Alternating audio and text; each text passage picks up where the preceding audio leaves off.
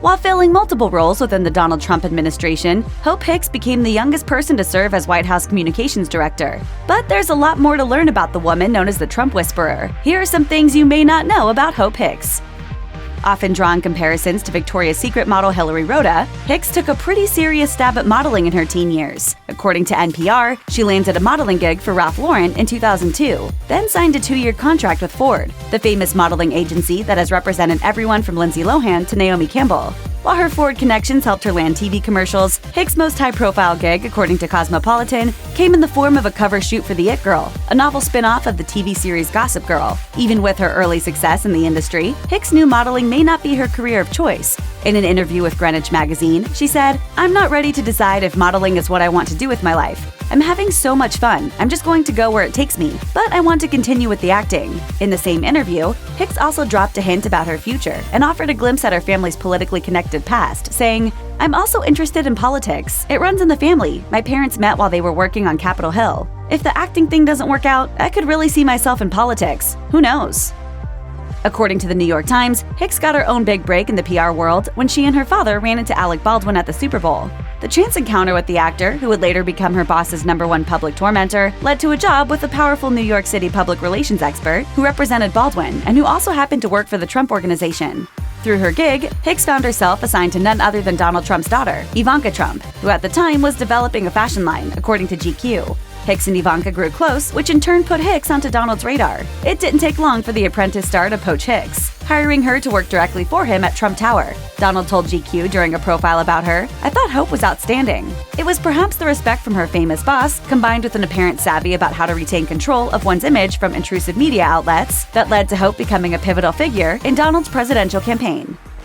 According to Politico, President Trump has become so fond of Hicks that he called her Hopey or Hopester. So it's no surprise that when he decided to run for the presidential election, he didn't really offer her a choice in whether or not she would join him on the campaign trail. Hicks' mother told the New York Times, "Mr. Trump sat her down and said, 'This is your new job.' It was a shocker." So why was the quote least credentialed press secretary in the modern history of presidential politics handpicked for such an important job? Simple. Republican advisor, former campaign manager, and now convicted felon Paul Manafort said back in 2016, her most important role is her bond with the candidate. She totally understands him.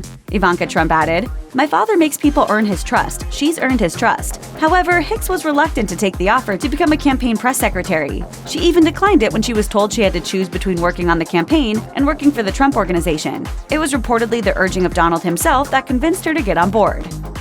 In an extremely rare interview, Hicks spoke in surprisingly candid terms about Donald Trump's expectations of his political staffers and the grueling nature of a political campaign. She told Marie Claire, "Somebody wanted to go home at like 11:30 p.m., and the campaign manager said, 'My boss Trump is working harder than you. That's not right. You need to stay and do what you're supposed to do.' This is Mr. Trump's time away from his family, and frankly, it's his money. He spent millions, and the thing we can do is work to the best of our ability as hard as possible. The pressure and the long hours, it's all relative to what he's putting in, which is everything." Hicks' slavish devotion to the campaign even caused her mother to fret. Speaking with the New York Times, she said, "She doesn't really talk to anybody anymore. She has no life. I can't actually let her know how worried I am." GQ even alleged that her schedule led to her ending a relationship with her boyfriend of 6 years. Whether that's true or not, the experience of joining the Trump train has obviously been an emotional one for Hicks, who even felt the need to passionately defend her boss when she overheard guests at a wedding she was attending expressing dismay about his election victory. According to Politico, she allegedly told the Trump detractors, "I promise he's a good person." Though it's clear by now that Donald doesn't pay much attention to his handlers, Hicks apparently has something of a magic touch when it comes to penetrating the president's steadfast independence. According to a Politico profile, she has become something of a Trump whisperer. Other aides rely on Hicks' judgment to gauge when is a good time to speak to the president. To that end, her strategy when it comes to managing Trump's communications may focus less on what he says to the press and more on how she communicates with him, which her colleagues told Politico is akin to how Trump's daughter Ivanka communicates with him. They explained, "She can express her disagreements to the president privately, but ultimately supports his decisions unquestioningly." Hicks reportedly helps to soften Trump's email outbursts towards journalists who have displeased him by politely signing them with "Best, Hope." And she apparently knows to steer clear of him when he's indisposed with other important duties like, quote, watching a major golf tournament, according to the New York Times. In other words, Hicks cracked the elusive code to communicating with Trump by never questioning his authority, serving up his rebukes with a smile, and not bugging him when he's watching TV. During the multiple investigations into Donald Trump's connections with Russia, Hicks found herself a central figure. She was interviewed for 2 days by special counsel Robert Mueller, and a few months later, she sat for over 8 hours of private testimony before the House Intelligence Committee to discuss Russian interference into the 2016 election, according to the New York Times. Hicks refused to answer most questions about her time on the campaign or in the administration, but she did admit that Trump apparently often asked her to tell, quote, white lies. The report also stated that Hicks was involved in the firing of James Comey as FBI director. Also, when Donald Trump Jr. was in contact with Russians to obtain damaging information about Hillary Clinton, Hicks allegedly said his emails attempting to schedule the infamous Trump Tower meeting would, quote, never get out. A day after her February 2018 meeting with the House Intelligence Committee, Hicks announced her plans to resign.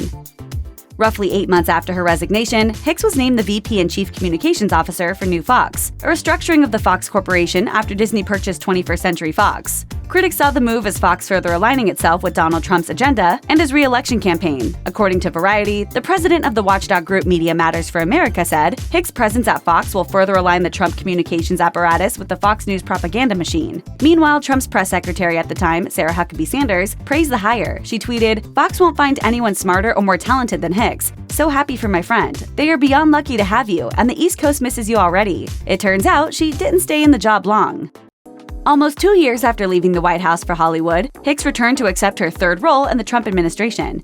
A counselor to the president who reports directly to senior advisor Jared Kushner. According to the New York Times, Donald was reportedly superstitious and wanted to recreate the team that propelled him to the Oval Office back in 2016. According to CNBC, a financial report released later that year revealed that Hicks left the White House with, quote, a bank account valued up to $15,000 as her sole asset and returned with a bank account that is valued up to $1 million.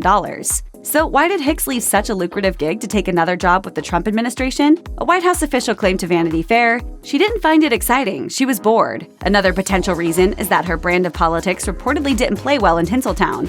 A source alleged that Hicks would find herself defending Trump at Hollywood dinner parties and never felt welcome in that world. One of her White House colleagues said, it'll be 2 minutes before Trump's calling her into the Oval, asking her what she thinks about things.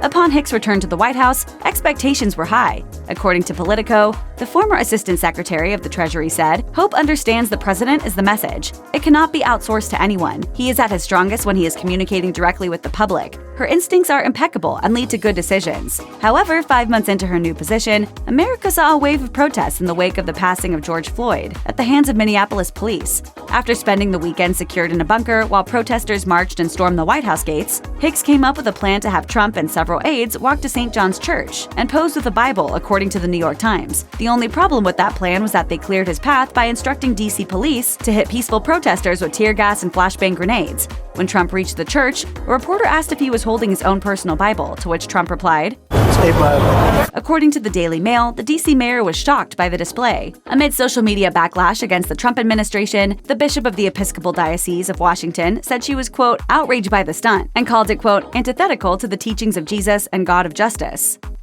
On October 1, 2020, it was announced that Hicks had tested positive for the novel coronavirus. According to Bloomberg, Hicks was symptomatic while traveling aboard Air Force One with Donald, who tweeted at the time, Hope Hicks, who has been working so hard without even taking a small break, has just tested positive for COVID-19. Terrible. The First Lady and I are waiting for our test results. In the meantime, we will begin our quarantine process. 3 days later, Trump was in Walter Reed Army Medical Center, receiving treatment for COVID-19 himself.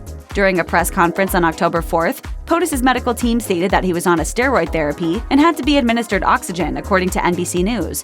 Vanity Fair reported that Hicks experienced a high fever and a cough and lost her sense of smell. Her friend stated that she was frustrated with the Trump administration's, quote, cavalier approach to the pandemic.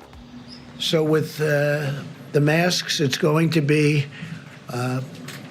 really a voluntary thing. According to the report, Hicks was the only one to wear a mask during the West Wing meetings and was routinely made fun of by people in the room. So she tested positive and she got better so fast, it was like... She was also allegedly upset at the media for suggesting she was the one who infected the president. One of her friends said, "It's so unfair she's sort of being blamed." Check out one of our newest videos right here. Plus, even more Nicki Swift videos about your favorite celebs are coming soon. Subscribe to our YouTube channel and hit the bell so you don't miss a single one.